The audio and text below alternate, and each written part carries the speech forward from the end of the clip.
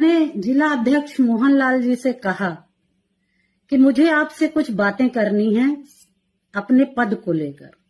तो मोहनलाल जी ने कहा कि ठीक है, आइए बैठते हैं, बात करते हैं। इन्होंने मुझे बुलाया, मैं गई भी अपनी बात रखने के लिए, करने के लिए मैं गई भी।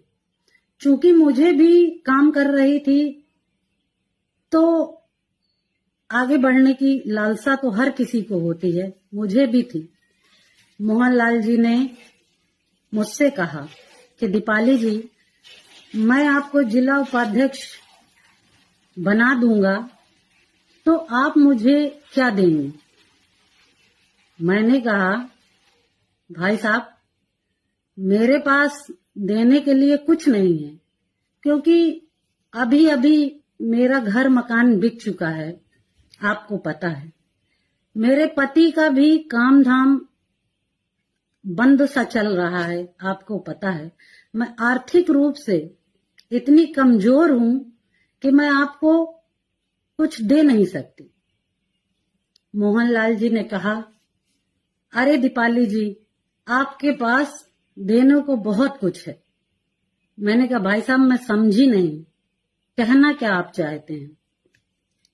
इन्होंने कहा, आप समझदार हैं, आपको मुझे बताने की आवश्यकता नहीं है, आप इशारों को समझिए। मैंने कहा, भाई साहब, मैं ना तो इशारों में बात करती हूँ, ना मुझे समझ में आता है ये सब। आप खुद का बताइए, यदि करने योग्य होगा तो मैं जरूर करूंगा। तो मोहनलाल जी ने कहा कि यदि मैं आपको जिला उपाध्यक्ष बना देता हूं तो आप मेरे साथ लखनऊ, दिल्ली, हर जगह चलेंगी, किसी को शक भी नहीं होगा। बस एक बार मैं कैसे इस बात को बोलूं, मुझे खुद समझ में नहीं आ रहा। इस जैसे नीच व्यक्ति को क्या कहूं मैं? इसने कहा, बस एक बार मेरे साथ हम बिस्तर हो जाइए। हम बिस्तर होने का मतलब सारा समाज समझता है। इनकी इतनी गंदी भावना जो मुझे महीनों से कचोट रही है, मैं किसी से कह नहीं पा रही थी, शांत थी।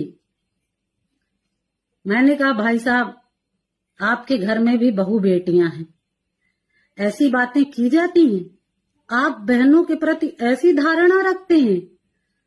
और क्रोधित होकर मैं वहां से आने लगी तो इन्होंने कहा कि दीपाली जी, अगर आप मेरी बात को मान जाएंगी तो मैं जिला पंचायत का आपको टिकट भी दे दूंगा। मैं लालची महिला नहीं हूं, इसलिए मैं शांत होकर, गुस्से में लाल होकर वहां से वापस घर गई। इतना सब कुछ इनने कहा, उसके बाद भी मैं निरंतर प्रयास करती रही कि जहां मैंने 10 साल दिए, उस 10 साल को मैं व्यर्थ ना गंवाऊं, काम करती रहूं। कुत्ते तो भौंकते ही रहते हैं,